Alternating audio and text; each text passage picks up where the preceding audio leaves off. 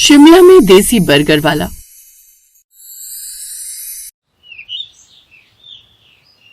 क्या कहा तूने? तू शिमला जाएगी?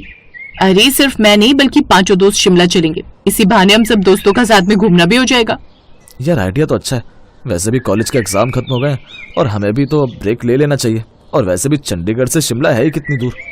ठीक है तो फिर तय रहा, फ्राइडे ही हम सब शिमला के लिए निकल रहे हैं। मैं हम 5 की बस की टिकट बुक करवा लेती हूँ। अरे तेरा दिमाग खराब हो गया। ट्रिप पर जाने की बात भी कर रही है और कह रही है कि बस में चलेंगे। हम कार से चलेंगे यार। अंकित बिल्कुल ठीक कह रहा है। मैं अपने भाई की गाड़ी ले चलूंगा।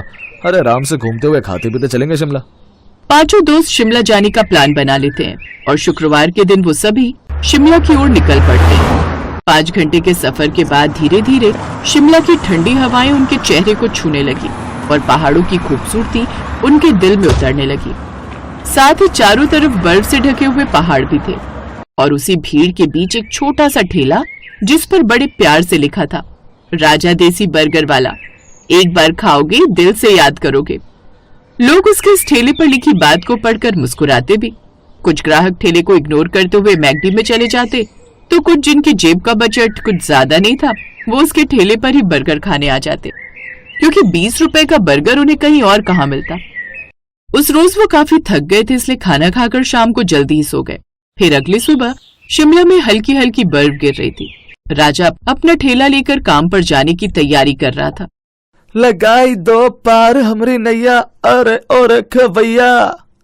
राजा को इतनी सुबह तैयार होता देख उसकी माँ बोली, राजा आज बाहर ठंड है, बर्फबारी भी हो रही है, ऐसे में तू आज कहाँ अपना बर्गर बेचेगा? ऐसा कर आज तू रहने दे, वैसे भी कौन सी बड़ी कमाई हो जाएगी। लोग तो बड़े बड़े रेस्टोरेंट में जाते हैं, तेरे ठेले पर कौन आएगा? माँ बड़े रेस्टोरेंट में बैठकर खाने में उनको मजा आता होगा, लेकिन जो स्वाद मेरी सस्ते बर्गर में होता है ना, वो उन महंगे रेस्टोरेंट में नहीं होता। अच्छा अब मैं चलता हूँ। और सुनो माँ, तुम भी अपना ध्यान रखना, दवाई समय पर खा लेना। हाँ हाँ खा लूंगी, और तूने करनी तो अपने मन की है ना। ठीक है जा, लेकिन सुन ध्यान से जाइयो। बाहर हल्की हल्की बर्फबारी हो रही थी। राज गुनगुनाता हुआ अपना ठेला लेकर निकल पड़ा और कुछ देर बाद मॉल रोड पहुंच गया। फिर कुछ देर बाद मॉल रोड पर भीड़ लगने लगी। कुछ कॉलेज के लड़के लड़कियां उसके पास आकर बर्गर खाने लगे। उधर 5 दोस्त भी शिमला की सैर पर निकल पड़े। कुछ देर बाद अरे वो देखो बर्गर, चलो यार बर्गर खाते हैं। वैसे भी इस मौसम में गर्मा गर्म बर्गर खाने का एक अलग ही मजा होगा। तुझे ठेला ही मिला क्या बर्गर खाने को? चल तुझे बर्गर खाना ही है तो मैं तुझे मैकडॉनल्ड का बर्गर खिलाती हूँ। अरे राजा भाई, ये देसी बर्गर क्या होता है? इसमें गोभी डालते हो क्या? नहीं साहब, इसमें डालता हूँ मैं देसी टिक्की और घर की बनी चटनी। लेकिन हाँ, एक बात का वादा करता हूँ कि होगा ये आपके उस मैकडी के स्वाद से बेहतर। बोलो बना दूं या नहीं? मैकडी से भी ज्यादा टेस्टी। अरे चलो ट्राई करते हैं, वैसे भी 20 रुपए का ही तो है। क्या यार अंजलि, तू भी कहाँ इस ठेले वाले की बातों में आ रही है? फिर राजा ने मक्खन में बन सेका, उसमें गर्मा गर्म आलू टिक्की रखी। लीजिए मैडम, शिमला का असली स्वाद। अगर पसंद ना आए तो कहना। रिया ने अकड़ते हुए उससे वो बर्गर लिया। फिर जैसे ही उसने एक बाइट ली तो वो चौंक गई। अरे ये तो सचमुच में बड़ा ही टेस्टी है, उस मैकडी के बर्गर से भी। फिर दोस्तों ने भी खाना शुरू कर दिया। सबको राजा के हाथ का बना वो बर्गर बड़ा पसंद आया। धीरे धीरे उसके पास भीड़ और भी बढ़ती गई और कुछ ही देर में उसका सारा स्टॉक खत्म हो गया। वाह भाई राजा, तुमने तो कमाल कर दिया। अब राजा और उनकी दोस्ती हो गई। राजा ने उन्हें शिमला में घूमने की कई जगहें भी बताई। फिर 2 दिन बाद उसके ठीक सामने एक अमेरिकन बर्गर कैफे खुला, जिसमें चमकती लाइटें, एसी हॉल, अंग्रेजी गाने, जिसमें एक बर्गर की कीमत थी 200 रुपए। रॉकी सूट बूट पहने राजा के पास आया। देखो भाई, ये ठेला हटाओ, हमारे जैसे बड़े ब्रांड के सामने तुम टिक नहीं पाओगे। साहब मैं कोई ब्रांड तो हूँ नहीं, लेकिन मुझे पूरा भरोसा है अपने देसी बर्गर पर। फिर रॉकी हंसते हुए चला। फिर अगले दिन तेज बारिश होने लगी। अचानक से सड़कें खाली हो गई। राजा का ठेला भी भीग रहा था। उस रोज कोई सैलानी उसके पास नहीं आया। जो भी आ रहे थे वो बारिश के चक्कर में उस अमेरिकन कैफे में चले जा रहे थे। अपने होटल के कमरे की गैलरी में खड़ी रिया ये सब देख रही थी। साथ ही उसे राजा का वो मासूम चेहरा भी बार बार याद आ रहा था। उस रोज उसकी बिल्कुल भी कमाई नहीं हुई। अंदर रेस्टोरेंट में खड़ा रॉकी जैसे उस पर हंस रहा हो। उसी समय एक बुजुर्ग व्यक्ति के पास आए। बेटा सुना है यहाँ देसी बर्गर मिलता है। जी बाबूजी, अभी बनाता हूँ। फिर जैसे उस बूढ़े आदमी ने बर्गर खाया तो उनकी आंखों में आंसू आ गए। क्या हुआ बाबूजी? इसमें बिल्कुल मेरी पत्नी की बनाई हुई बर्गर जैसा स्वाद है। वो भी ऐसे ही चटनी बनाती थी, ऐसा ही देसी बर्गर। फिर राजा की आंखें भी नम हो गई। उस दिन राजा ने समझा कि उसका बर्गर सिर्फ खाना नहीं बल्कि यादों का स्वाद बन गया था। तभी उस अमेरिकन कैफे से कुछ ग्राहक चिल्लाते हुए बाहर आए। छी, ये भी कोई स्वाद है? कितना बेकार स्वाद है इस 200 वाले बर्गर में। तुमसे अच्छा बर्गर तो सामने वाला वो राजा बनाता है। क्या स्वाद होता है उसका, वो भी बस 20 रुपए में। अब उस कैफे से निकलकर सभी ग्राहक उसके ठेले के पास खड़े हुए। भैया, हमें तो तुम्हारे हाथों का बर्गर खाना है। फिर राजा सभी के लिए बर्गर बनाने लगा। ग्राहक अब 2-2 बर्गर उससे लेकर खाने लगे। कुछ ही देर में उसके सारे बर्गर बिक गए। उसी दिन रिया ने ये सब उसका वीडियो बनाकर सोशल मीडिया पर डाल दिया। साथ ही कैप्शन में लिखा, शिमला का सबसे सस्ता और स्वादिष्ट बर्गर। अब उसका वीडियो वायरल हो गया। अगले दिन मॉल रोड पर लाइन लग गई। अब रॉकी के रेस्टोरेंट में कुर्सियां खाली रहने लगी। राजा की मेहनत देख रिया उसे पसंद करने लगी। अब वो किसी न किसी बहाने से उसके ठेले पर आ जाती। राजा भी उसे मन ही मन पसंद करने लगा। रिया, हम दोनों बहुत अलग हैं। तुम शहरी अच्छे घर की लड़की हो और मैं ठहरा एक देसी लड़का जो सिर्फ एक ठेला लगाता है। राजा, जिंदगी जीने के लिए एक अच्छे जीवन साथी की जरूरत होती है। फिर कोई फर्क नहीं पड़ता कि वो शहरी है या देसी। अब अगले दिन शिमला में एक प्रतियोगिता का ऐलान हुआ, बेस्ट बर्गर प्रतियोगिता, जहां और भी आसपास के शहरों से कई बड़े बड़े बर्गर वाले आए हुए थे। कुछ तो राजा को देखकर उसका मजाक भी उड़ा रहे थे। अरे ठेले वाला क्या ही जीतेगा। मुझे बहुत घबराहट हो रही है रिया। ओफो राजा, इसमें घबराने वाली क्या बात है? जैसे तुम रोज अपने ग्राहकों के लिए बर्गर बनाते हो वैसे ही इसे बना देना। फिर जजेस ने पहले रॉकी का बर्गर चखा जो कि चीज से भरा विदेशी सॉस का बना हुआ था। फिर राजा का नंबर आया। उसने अपना वही देसी बर्गर बनाकर उन्हें चखा दिया। फिर जज ने एक बाइट ली और कुछ देर चुप रहे। वाह, लाजवाब। इस बर्गर में मेहनत का स्वाद है। ऐसा स्वाद मैंने आज तक नहीं चखा। इसलिए 5 लाख का इनाम, साथ ही शिमला के सबसे बड़े 5 स्टार होटल में तुम्हें बर्गर बनाकर बेचने के लिए रेस्टोरेंट खुलवाया जाएगा। मैं गलत था। तुम्हारा स्वाद और मेहनत सच्ची है। फिर रिया ने राजा को गले से लगा लिया। सपनों को सच करने के लिए बड़े बड़े पैसे नहीं, बड़ा हौसला चाहिए, क्योंकि नाम से नहीं बल्कि काम से पहचान बनती है।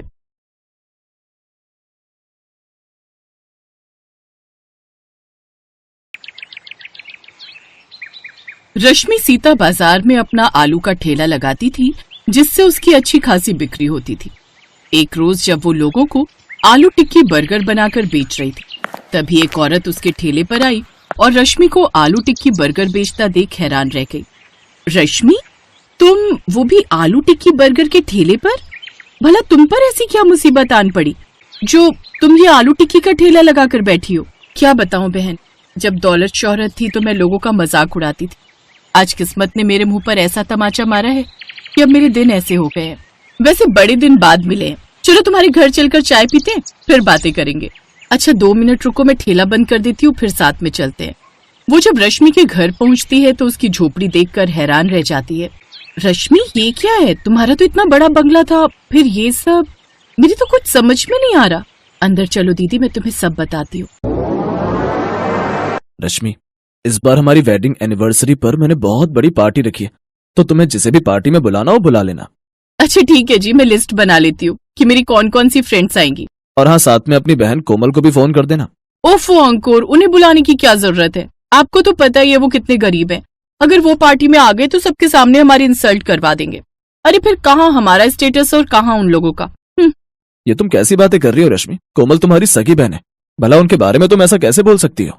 वो बात नहीं है, मैं तो आपके भले के लिए कह रही थी कि जब तुम्हारी बिजनेस पार्टनर उस पार्टी में आएंगे तो वो क्या सोचेंगे कि आपके रिश्तेदार कैसे हैं। लेकिन खैर कोई बात नहीं, आप उन्हें बुलाना ही चाहते हो तो ठीक है, मैं उन्हें फोन कर दूंगी। अंकुर और रश्मि ने अपनी एनिवर्सरी पर बहुत बड़ी पार्टी रखी थी। तभी पार्टी में रश्मि की बहन कोमल अपने पति सूरज के साथ आती है। वो दोनों काफी गरीब थे, जिस कारण रश्मि उन्हें पसंद नहीं करती थी। वो पार्टी में बेहद ही सस्ते से कपड़े पहन कर आते हैं। अरे रश्मि, ये दोनों कौन है? नौकर है क्या तेरे? हाँ, नौकर ही है। पार्टी शुरू हो गई है और ये दोनों अब आ रहे हैं। मैं अभी इनकी खबर लेती हूँ। रश्मि जल्दी से उन दोनों को अपने कमरे में ले जाती है। अरे दीदी, आ गए आप दोनों? ऐसा करो, आप दोनों इसी कमरे में बैठो, तब तक मैं आप लोगों के लिए कुछ स्नैक्स भिजवाती हूँ। अरे नहीं रश्मि, अभी तो तुम्हारा एनिवर्सरी का केक कटना बाकी होगा ना, तो अभी से यहाँ बैठकर हम क्या करेंगे, हम भी बाहर ही चलते हैं। अरे नहीं नहीं, बाहर तो बहुत सारे मेहमान आए हुए हैं, आप लोग भी खामखा परेशान ही होंगे। इसमें परेशान होने वाली कौन सी बात है। तभी रश्मि की सहेली रोमा उसे ढूंढते हुए वहां आ जाती है। अरे रश्मि, तू यहाँ आए, मैं तुझे कब से ढूंढ रही हूँ, और तू इनको यहाँ क्यों ले आई? बाहर मेरे बच्चे ने कोल्ड ड्रिंक गिरा दी है, इन दोनों नौकरों से बोलकर जरा साफ करवा देना।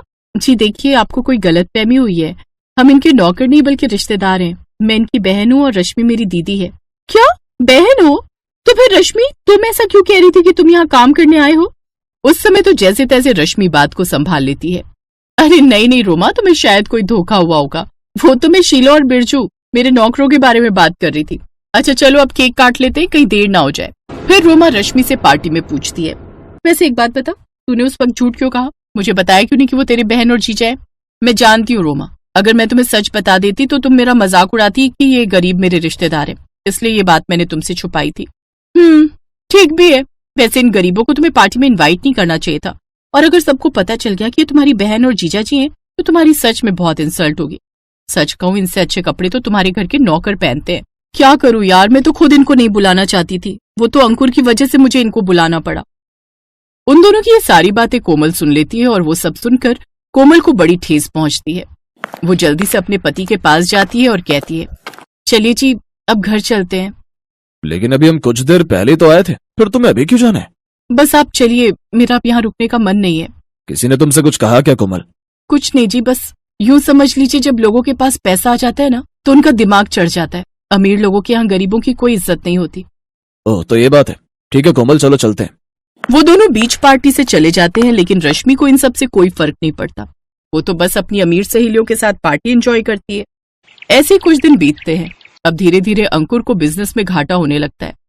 अपनी कंपनी को फिर से उठाने के लिए वो कई बैंकों से लोन ले लेता है, लेकिन उन सब के बावजूद भी वो अपनी कंपनी बचा नहीं पाता।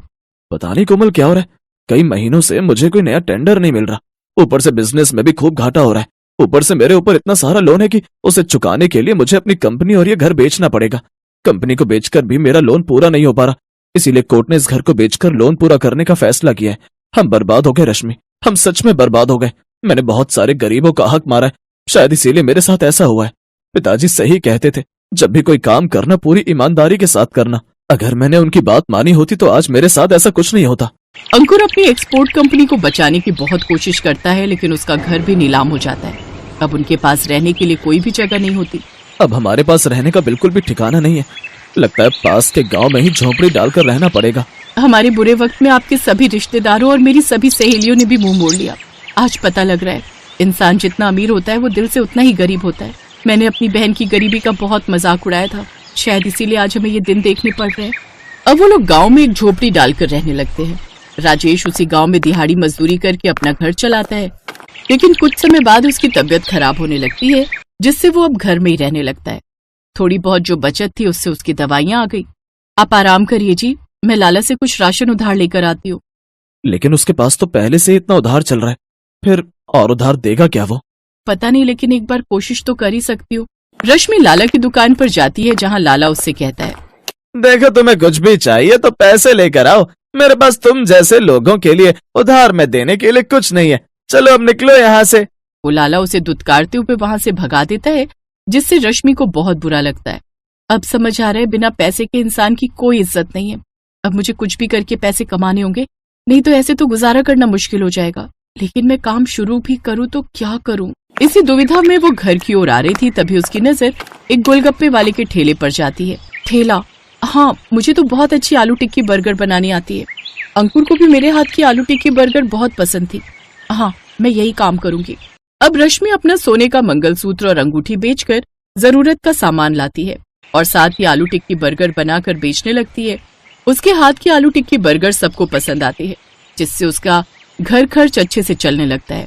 धीरे धीरे अंकुर भी ठीक हो जाता है और अब वो भी रश्मि के साथ ठेले पर काम करने लगता है। इसी तरह वो हर दिन ठेले पर बर्गर बनाकर बेचते। उस रोज कोमल उसके ठेले पर आई, फिर उसके साथ उसके घर। अपनी बहन की आपबीती सुनकर कोमल को बड़ा दुख हुआ। तुम चिंता मत करो, मैंने और सूरज जी ने मिलकर कुछ पैसे जमा किए थे, जिससे हमने शहर में एक दुकान खोली थी। ऊपर वाले की दया से हमारा काम काफी अच्छा चल पड़ा है और हमने खुद की फैक्ट्री भी खोल ली है। अब आप और जीजा जी हमारे साथ शहर ही चलिए और वहीं हमारे साथ रहिए और काम कीजिए। अब रश्मि को अपने किए पर बहुत शर्मिंदगी थी। अब वो रश्मि के साथ उसी के घर में खुशी खुशी रहने लगी। Best buddies. Hello friends, Thanks for watching this video. अगर आपको ये वीडियो पसंद आया है तो प्लीज लाइक, सब्सक्राइब, कमेंट्स करें इस वीडियो पर और हाँ, शेयर करना भी ना भूलें। और भी मजेदार वीडियो देखने के लिए नीचे दिए गए बेल आइकॉन को दबाएं। देखते रहिए बेस्ट बडीज।